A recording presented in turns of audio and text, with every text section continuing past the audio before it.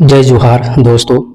बैलाडीला के पहाड़ियों में है लोहे का खजाना। केंद्र ने दी खनन विस्तार को हरी झंडी।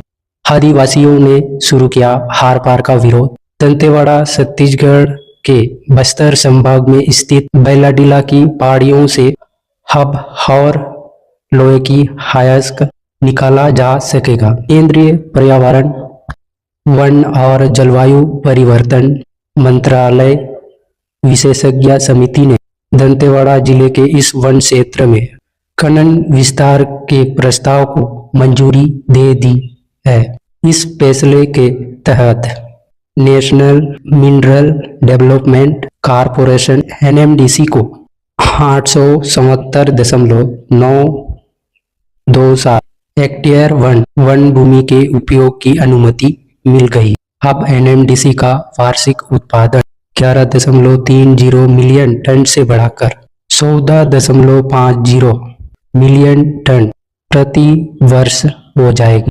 इसके अलावा वेस्ट उत्खनन की क्षमता में भी भारी बढ़ोतरी की गई है। सरकार के इस कदम से खनन प्रक्रिया में तेजी से आएगी, लेकिन स्थानीय स्तर पर इसके प्रति नाराजगी भी है। हजारों साल पेड़ों और जल स्रोतों पर संकट। स्थानीय आदिवासियों ने कोला मरसा बोले, तबाह हो जाएगा हमारा जंगल।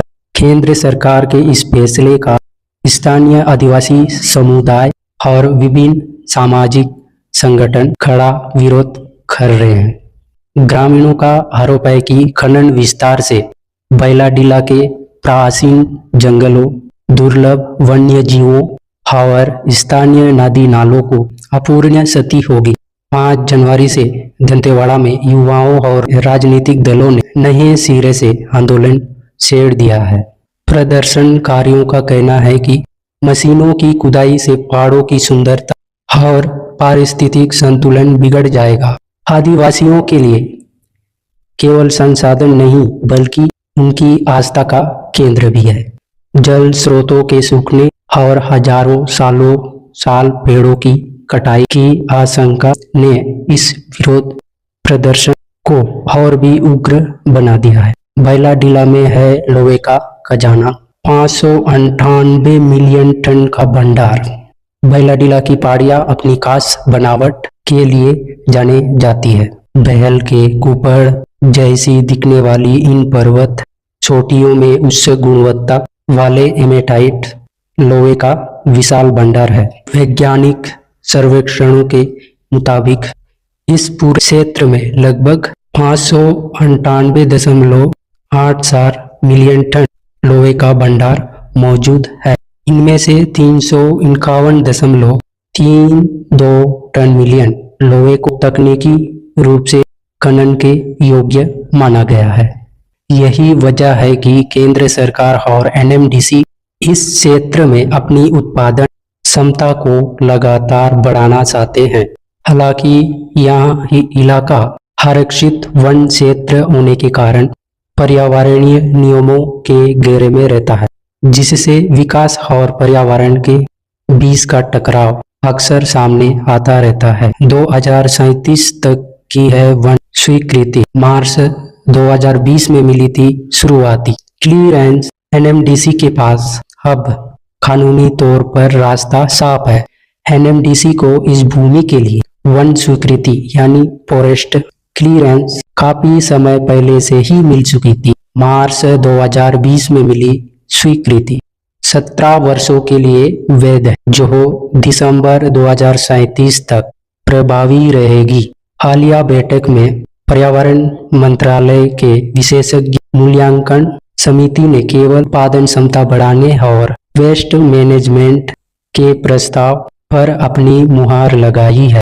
कानूनी रूप से कंपनी के पास खनन के लिए रास्ता साफ है, लेकिन जमीनी स्तर पर जनता का भरोसा जीतना अब भी एक चुनौती बना हुआ है। पुराने आदेशों का वैधता के आधार पर ही एनएमडीसी अपनी परियोजनाओं को विस्तार देने की तैयारी में जुटी हुई है।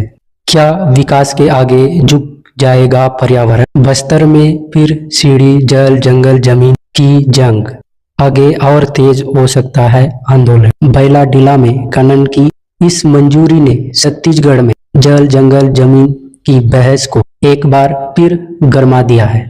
एक तरफ जहां सरकार और कंपनी देश की अर्थव्यवस्था में लोहे के योगदान और राजस्व की बात कर रही है, वहीं दूसरी तरफ स्थानीय जनता अपनी अस्तित्व को बचाने के लिए गुहार लगा रही है।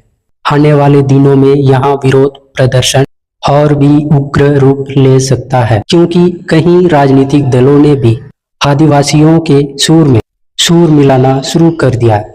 अब यहाँ देखना होगा कि सरकार इस विरोध को कैसे शांत करती है और विकास के इस पहिए को पर्यावरण की कीमत चुकाए बिना कैसे आगे बढ़ाया जाता है। तो दोस्तों, आपकी राय क्या है? आप कमेंट करें।